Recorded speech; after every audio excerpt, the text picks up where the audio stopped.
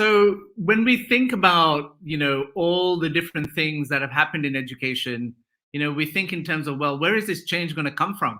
The challenge is so humongous around the world that we constantly, at least I do, I ask the question all the time as to, well, what is happening and why isn't change happening fast enough? Good afternoon, friends. My name is Vikas Pota. I'm the founder and CEO of T4 Education. And last week, you will know that we announced the top 10 finalists of the Africa Education Medal, the inaugural edition of this initiative that's been brought to you by HP, Intel, and T4. Now, the idea behind it is quite simply around, well, to inspire change, we have to, I think, do our very best to put to the fore incredible change makers who show that change is possible. And that's what the effort behind this initiative is. We want to be able to show that change is possible.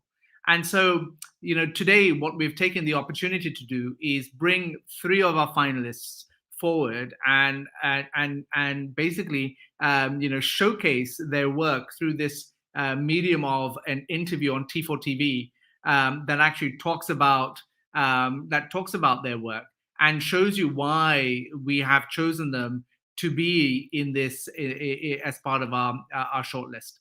So, friends, when I think about change and I think about Africa, the thing that I want to clear up any misconception about is that Africa is not a country. It is a huge amount of countries in a fantastically diverse continent.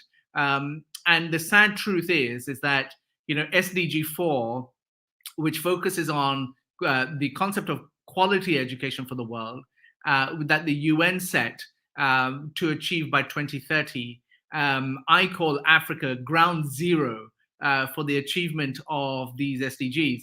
And for that reason, it's even more important to double down on success, actually, and understand who's doing what through their leadership, their advocacy, and in their impact.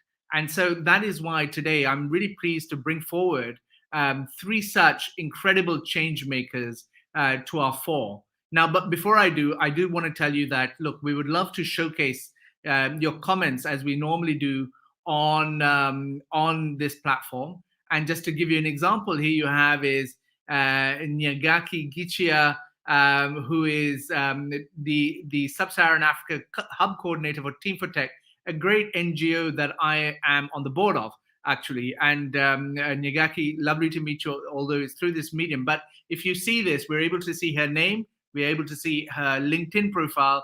But if I do the same on Facebook, what happens is that some people just do not give the permission to actually look at their faces and their names. So this is a great example. We know you're from Albania, but we don't know who you are. So what I want you to do, if you're watching this on Facebook, is go to stream this address, streamyard.com, on the computer that you're watching or the phone that you're watching on, and go streamyard.com/Facebook and just give consent so we can see who you are. Without that, we won't be able to really tell who you are, and that would be a shame, given that you're commenting and you're engaging with us. The other thing I want to say is that no event or no live stream is really complete without a hashtag, or no initiative is at least. And our hashtag for this is Africa Edu Medal. And so please feel free to use that if you are live tweeting, if you're putting on Facebook or anything like that, what you're learning from these three great change makers.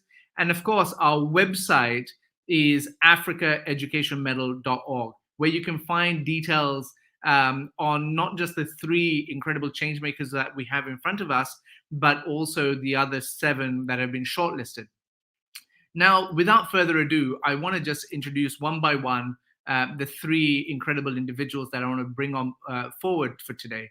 And so, at first, I want to introduce you to John Mugo. John is Chief Executive of the Zizi Afrique Foundation in Kenya, a not-for-profit committed to improving learning outcomes for the children and young people who are furthest behind by nurturing skills for learning, living, and working. The organization, Zizi Afrique, has grown rapidly to help improve the learning outcomes of more than 30,000 children and providing skills training opportunity to more than 1,000 young people facing extreme adversities. John is an education reform advisor to the Kenya Institute of Special Education, the Ministry of Education, and other institutions. Please welcome John to this live stream. Greetings, John. Jambo, I should say. We can't hear you, my friend. Thank you so much, Vikas. Yes, and good afternoon from Nairobi. Fantastic. If you allow me to now introduce our second guest, and we will then commence our conversation. Our second guest today is a gentleman called Jide Martin, who is the founder and CEO of Comic Republic in Nigeria, which is Africa's largest publisher of independent comic books and the continent's first digital comic book company. He is an illustrator, designer, producer, and entrepreneur with a passion for shaping Africa's narrative through art, and he utilizes the power of comics to tell compelling African stories to Africans and to the rest of the world. Please welcome Jide. Hi, Jide. Thank you very much for having me. How are you? We will talk about your fetching jacket in a second. If you allow me to now introduce our final guest and participant in this live stream. Please welcome Musu Bakoto Sawo, who is the national coordinator of Think Young Women, a female-led non-profit organization that aims to inspire and empower young people in Gambia. As a former child bride and a survivor of female genital mutilation, FGM, she has vowed to end the cycle of these harmful traditional practices in her generation. Her advocacy contributed to child marriages and FGM being banned in Gambia. And despite her family marrying her off at the age of 14, she rebelled and insisted she can be allowed to complete her education, eventually graduating from the University of the Gambia Faculty of Law, where she now lectures. When her husband Sandy died when she was 21, she inherited nothing. Education was the only reason she was able to thrive, and she wants the same for all of Gambia's girls. Please welcome Musu Bakoto Sawo. Musu, welcome. Thank you for having me. Well, thank you so much for joining us. I feel humbled being in your presence, all three of you. What you do on a daily basis is nothing but inspirational. I start off by congratulating you on behalf of not just my team, not just HP, not just Intel, but all educators around the world for your incredible impact that you have. I want to start off by understanding your stories a little bit more and to narrate them to those and bring them to life for people watching today. So I want to go to John. John, tell us about where you got started with the Zizi Afrique Foundation and where do you find your motivation to do what you do? I mean, 30,000 children is a humongous number when you think about it. But obviously, there are many more thousands of children who don't receive the love of John Mugo. So tell us how you think about this stuff. Thank you so much, Vikas. And I must say, I feel very honored for this nomination by T for Education. The story of children in sub-Saharan Africa and learning is a big one. I started first as a teacher, a secondary school teacher of music, and then moved on to apply that music on the streets of Nairobi. I was then using music to rehabilitate street children. Then I thought that I should do something more because there are so many children. So I moved on to Germany to do my postgraduate. And when I came back, I realized that there was a huge problem of children, that are going to learn to school and without learning. So I moved from the university then as a lecturer at Kenyatta University to work for Wezo, which ended up as the largest assessment of learning on the continent. And what we realized at Wezo is that we were telling this story that only a third of children in East Africa, in any class and in any level, were learning at that level. So after telling this story far and wide, we realized that we had now to be part of the solution. You can't just talk about problems. You can't just be a researcher measuring and saying there's a problem. So we moved from citizen-led assessments to citizen-led actions. And what we are doing now at Zizi Afrique is figuring out that you cannot achieve anything different by doing more of the same. So we are trying to raise evidence. Our work is around three things to make children learn and thrive. First is evidence. We need evidence to know where our children at, so that when interventions happen, we know also how they move. Then second is around advocacy. We realize that Zizi Afrique is just a small part of the globe.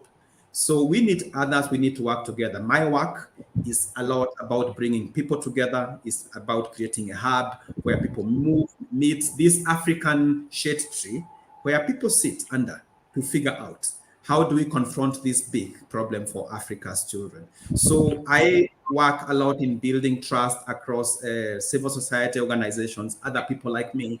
My work is a lot around trust building, collaborative impact, and about also persuading government. Then advocacy so that government changes, and also about innovations to create solutions, reach millions of children that are going to school without learning.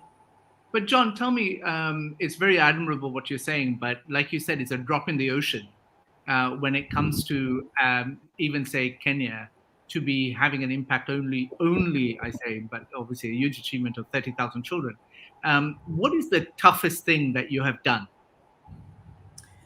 The toughest thing I have done is to go to the north of Kenya and the north of Uganda and some parts of Tanzania where many children are not going to school, many children are following animals, and you have to think about that spectrum of not just having them sit somewhere with a teacher, but also that they learn and they gain the skills that are needed. That really has been a problem. The other one, the tough one, has been to convince people that there is more than just an academic score, that education ought to be holistic. We need holistic formation of our children if Africa is to thrive through our education. And where do you see your system-wide impact?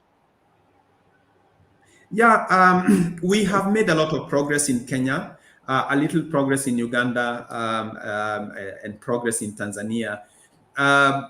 There is now political will and a lot of readiness to do something in East Africa. When I look at all our countries in this part of Africa, and what is needed now is raising that enough evidence, but having also that persuasion to have government embrace civil society.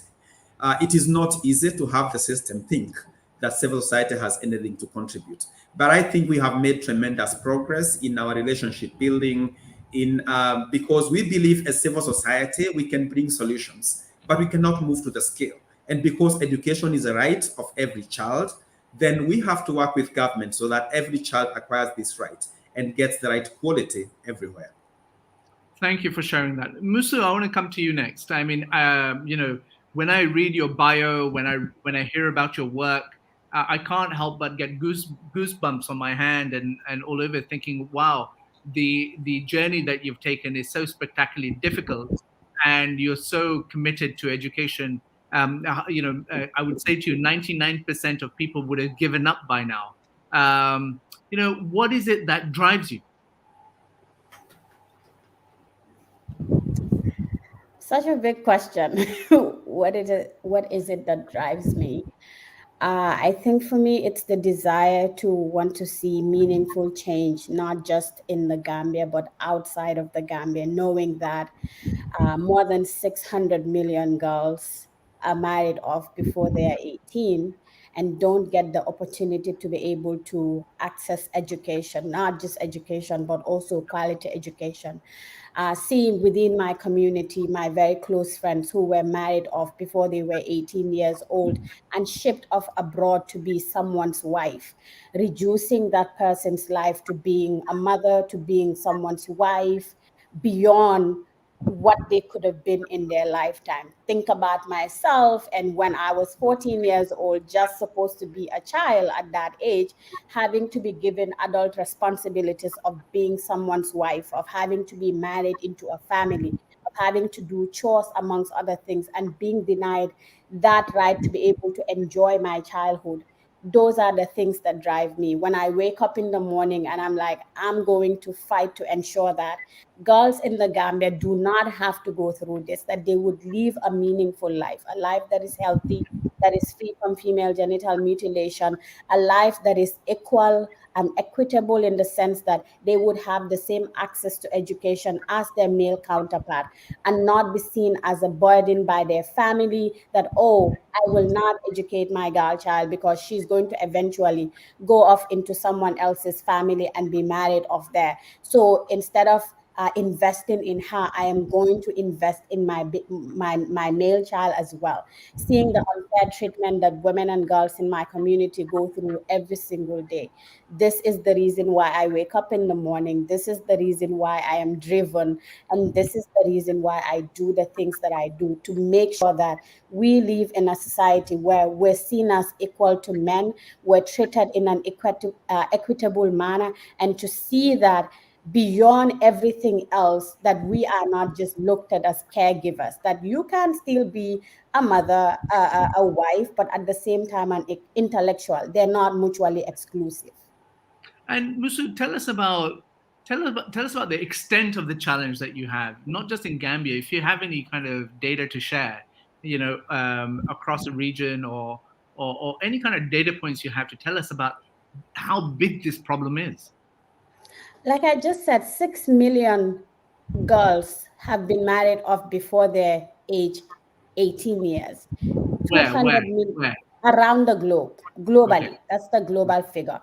Globally, 200 million girls have been mutilated. If you look at it from the Gambian context, about 36% of girls are married before they're 18 years old. More than 75% of women and girls in the Gambia have gone through female genital mutilation. These are all numbers. If you look at the Gambia, it's 2.2 million people. So 76% of women, of which the country, more than 50% of the population are women. So 76% of those women have been mutilated. And when it comes to access to education, it has also been problematic, even though there have been projects that have been implemented to make sure that girls are able to access education. But the root cause of why girls are not being in school is motivated by several factors. There's the issue of people using religion, there's the issue of people using culture, there's the issue of people saying that I don't have the money, so I've had to sacrifice one of my children for the other, and choosing the boy to be educated instead of the girl, because the girl is designed in such a way that she's prepared at home to take care of chores, and this is all in preparation of being someone else's wife. They want her to know how to cook so that when she goes into her matrimonial home, because in my context, marriage is not between the spouses. Marriage is inclusive of the extended family as well. Your partner's family is part of that marriage. So in as much as you are to please your husband as well, it's also pleasing that family. And pleasing that family would also include knowing how to do chores, such as cooking, cleaning, amongst other things. Because if you're not able to do that, then you're not woman enough. And it doesn't matter whether you're married at 13, 14, 15. These are expectations that they have of you.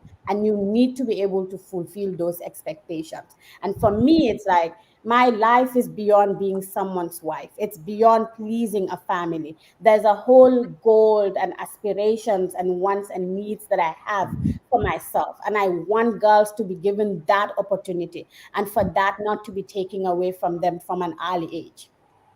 Thank you so much, Musa. And Gile, I come to you in terms of when you see John speaking about education reforming in Kenya, when you talk about Musu and the fight for actual human rights, it's not even girls' rights, human rights, in Gambia and the rest of Africa and the world that she advocates for.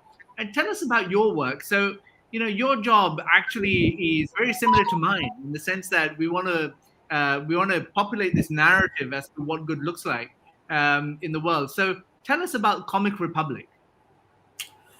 So Comic Republic is basically a group of individuals that have come together to basically spread the African narrative, right? And a positive one at that. For me, I found out when I was a child that because I wasn't interested in basically the normal, I wasn't that big on religion, to be honest.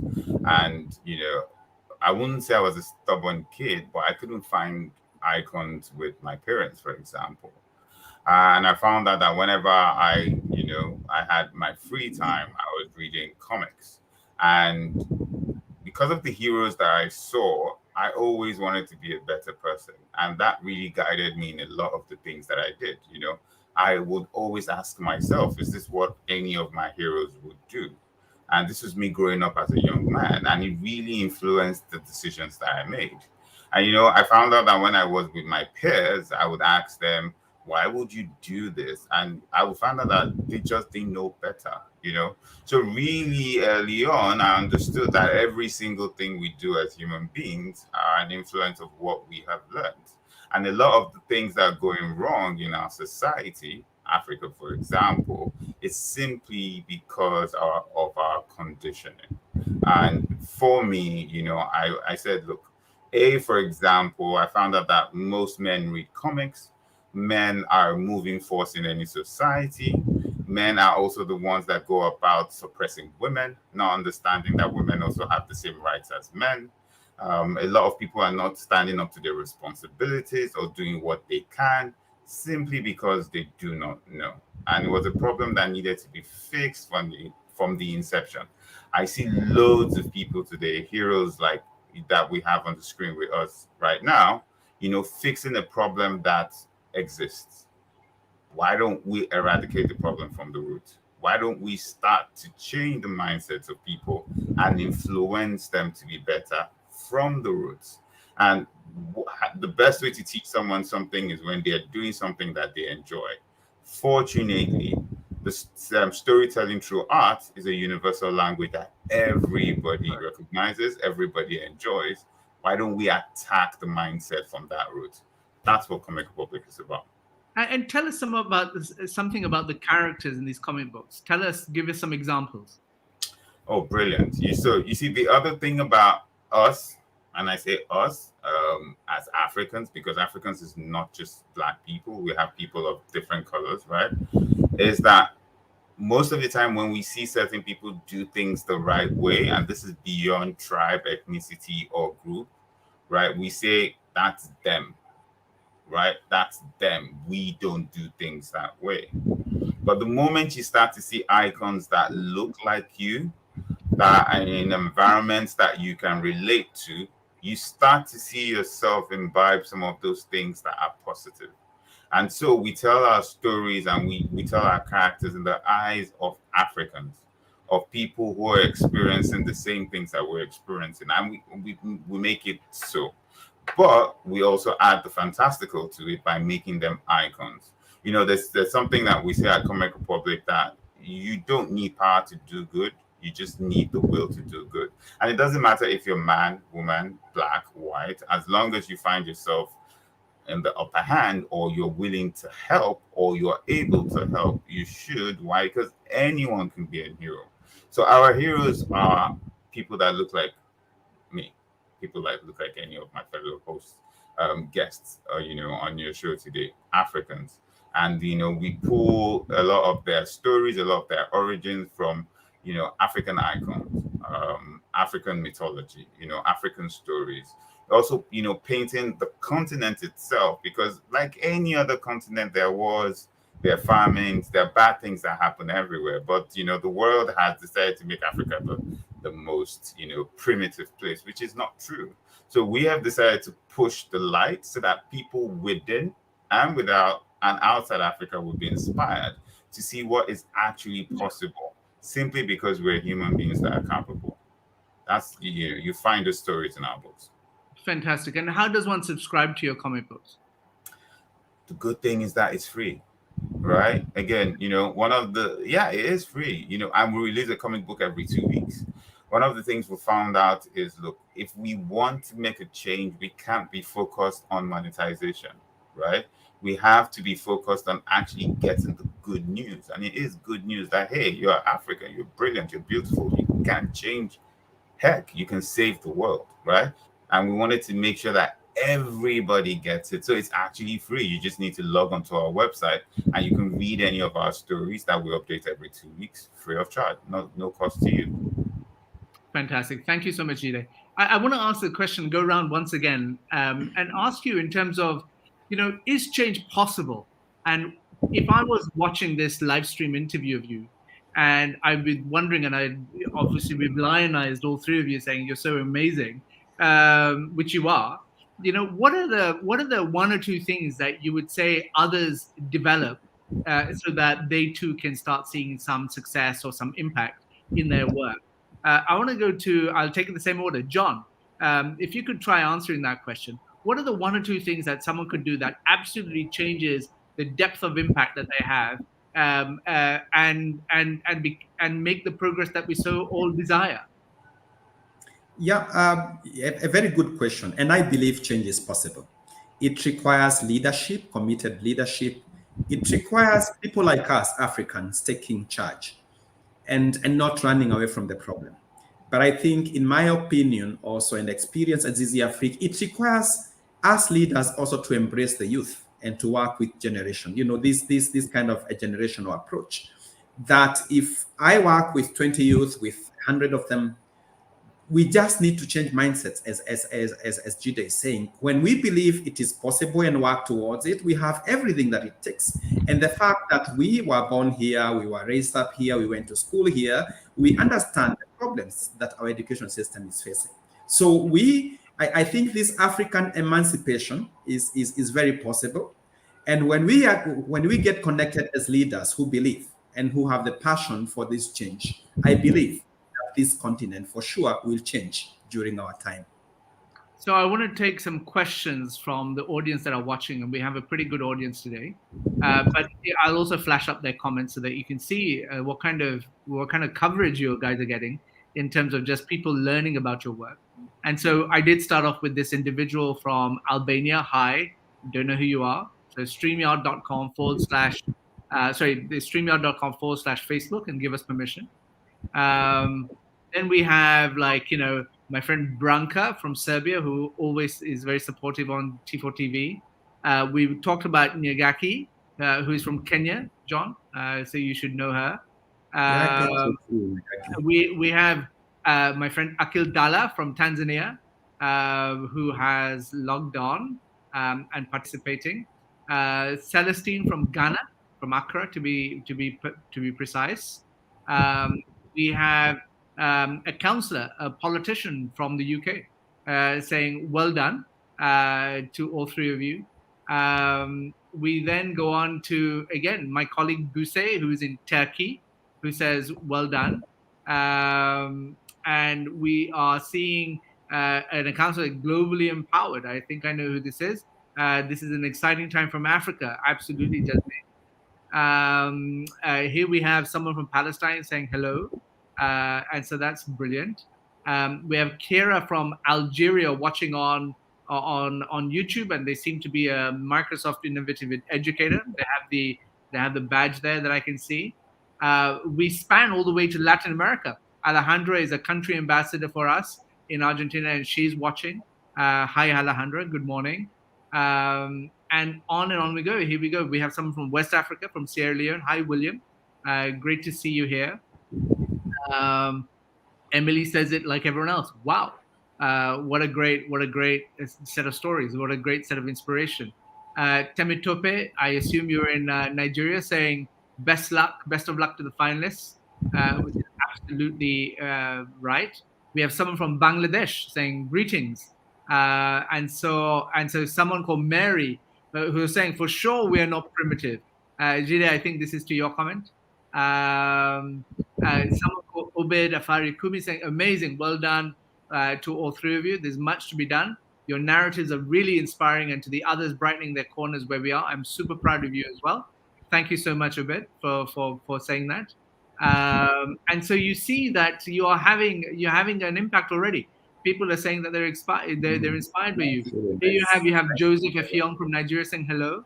My friend Kirk Brown from America, an amazing educator, saying great opportunities are being cultivated by your good work. Thank you for that. He's an incredible gentleman. Thank you for joining us, Kirk. And Paul is another brother from Kenya saying, well done. And so you see the spread. And I come back to you, Musu, in terms of what you say and the question that I posed to John. What are the one or two things that people can do to deepen their impact, given your experience and what you have shown us is possible? This belief that change is possible. Tell us how. When you think in a positive light, and you're not like how I like the comment about Africa not being primitive, but sometimes when you're dealing with issues that involve culture, when you're dealing with issues that involve religion, people tend to be very strict in terms of its applicability. I look at my context, for example, where in the Gambia, more than 95% of the population are Muslim. And because of that, there is a lot of people who would rely heavily on religion as a basis for the perpetrations against women or the crimes that are committed against women. FGM, child marriages, they will tell you the Prophet Muhammad sallallahu alaihi wasallam married one of his wives when she was 9. The Prophet advised that we go through female genital mutilation. So I speak to religious leaders, for example. They can make a change. We've had a few anti-FGM, a few child marriage, anti-child marriage religious leaders who have been traveling with us across the country to disconnect Islam from all these harmful traditional practices against women and girls. If we have more of these religious speakers come out and speak to people, particularly those who draw inspirations from such religious leaders, they don't care about the law. They don't care about the fact that laws exist in the country. They tell you, this is my religious obligation. No law will make me prevent that. So for me, change can happen with more commitment and more participation from religious leaders who are anti-FGM, who are anti-child marriage, who also are able to educate the population about the importance of education in our religion. For example, there is a whole surah that has been released to say, Iqra, educate. So people should be able to get more involved in that area to be able to change the narratives. There's also, I like the fact that John talked about young people. For me, I say irreparable harm is already done in terms of the older generation. We can't change that. But the young people have the means of changing this narrative.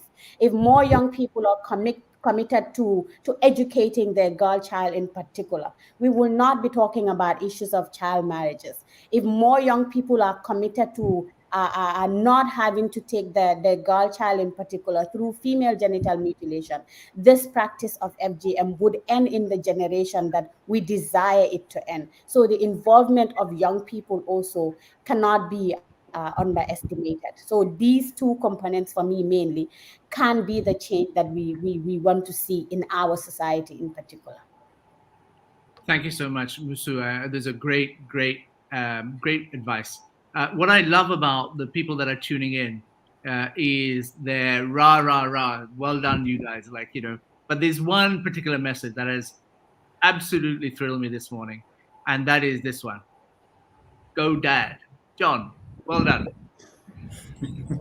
I only wish I can get my kids to listen to me and to be inspired by me. But well done. I think this is really cool.